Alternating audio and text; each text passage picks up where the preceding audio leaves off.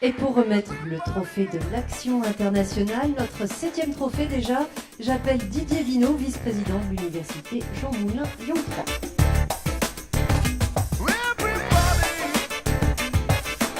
3. Bonsoir Didier Vinot. Bonsoir. Alors Lyon 3 est une des universités qui accueille le plus d'étrangers. Combien? D'où viennent-ils? Oui, ça je crois que c'est inscrit dans nos gènes depuis l'histoire de Lyon 3. Il y avait une ouverture à l'international qui était très marquée. Donc chaque année, dans ces locaux, nous accueillons 4500 étudiants étrangers qui viennent, qui sont issus de 130 nationalités différentes. Et symétriquement, nous avons un partenariat avec 350 universités étrangères de 53 pays. Donc vous imaginez que ça demande une organisation tout à fait incroyable pour que tout ceci fonctionne. Et j'allais dire pour permettre à ces étudiants étrangers de comprendre, d'intégrer la diversité de ce que peut être une expérience dans l'enseignement supérieur en France. Mais symétriquement, nous envoyons également de nos étudiants à la découverte de l'autre, puisque nous avons plus de 650 de nos étudiants qui partent chaque année, dont plus de 600 sont financés avec des bourses de mobilité, parce que pour nous, favoriser l'égalité et la diversité, c'est aussi permettre à nos étudiants qui ont un projet de pouvoir partir sans qu'il y ait des problèmes financiers. Un discours qui nous montre que vous êtes très très légitime pour remettre le trophée de l'Action internationale et nous dévoiler le nom du lauréat 2014 qui est contenu dans cette enveloppe. Le suspense est à son comble. Ah, je crois que c'est un drôle d'agitateur, en fait, ce lauréat. Donc, il s'agit de l'entreprise Mixel, qui est représentée par Philippe Hérault.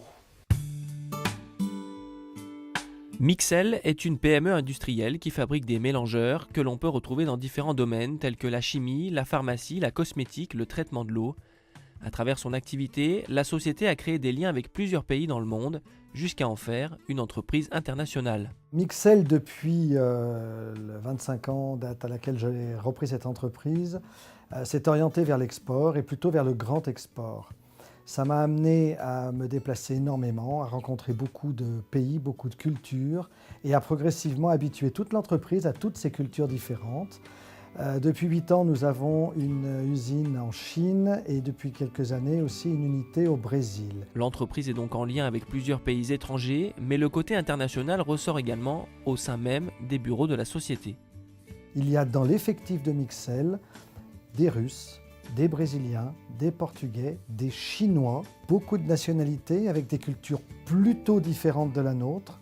Et ça nous a apporté le fait qu'aujourd'hui, un étranger chez Mixel n'est pas un ennemi. Un étranger, c'est une opportunité. Un étranger, si c'est quelqu'un qui travaille pour Mixel dans un autre pays, c'est un collègue. Et par exemple, on n'a pas peur de la Chine, nous, ici, chez Mixel. Bonsoir Philippe Hérault et félicitations. Bonsoir. On n'a pas peur de la Chine chez Mixel. Quel conseil donneriez-vous à ces entrepreneurs qui sont attirés par la Chine mais qui ne savent pas trop comment s'y prendre?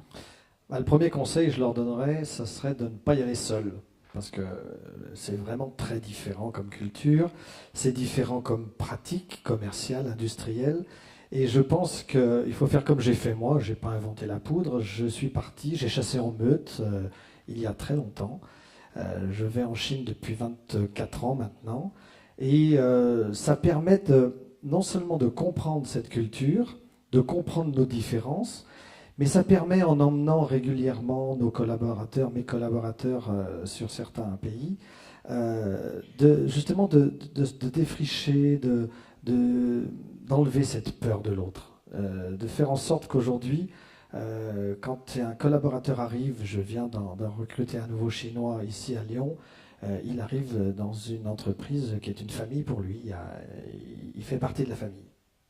Et vous me disiez, c'est compliqué d'embaucher des étrangers, surtout s'ils ne sont pas européens. Alors ça, c'est le paradoxe, c'est qu'il y a encore des croyances ici. Si on embauche un étranger, beaucoup pensent qu'on enlève le travail d'un Français. Alors c'est complètement ridicule. Je viens d'embaucher un nouveau Chinois. Quand j'embauche un Chinois, ici à Dardilly, là où est l'usine Mixel, il va travailler pour mon usine chinoise. Il va faire les offres, puisque l'usine en Chine est une usine pour le marché chinois, je le précise, parce que On peut croire qu'on va en Chine pour rapatrier, des localisations, pas du tout. C'est une usine de localisation. J'ai accompagné mes clients en Chine. Quand ils travaillent pour un client chinois, il va faire rentrer une commande qui va être traitée intégralement au niveau back-office par la France. Et tout le travail que je fais en France, je le facture à ma filiale chinoise. Donc je fais rentrer des devises. Mais bien plus fort que ça, la plupart du temps, je fais rentrer des commandes qui vont être fabriquées en France. Donc j'ai embauché, nous étions 32 quand j'ai ouvert l'usine chinoise, nous sommes 52 à Dardilly et 75 au niveau du monde. Et plus j'embauche d'étrangers, plus j'exporte depuis la France.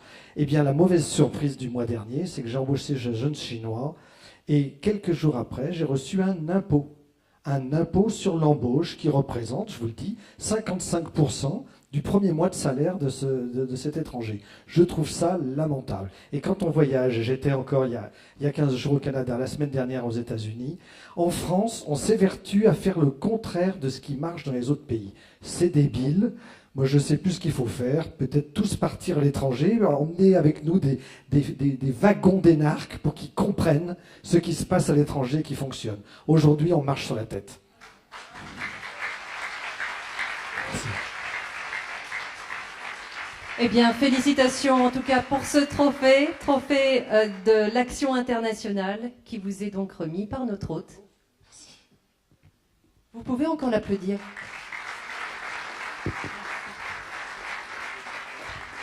Xie xie mi.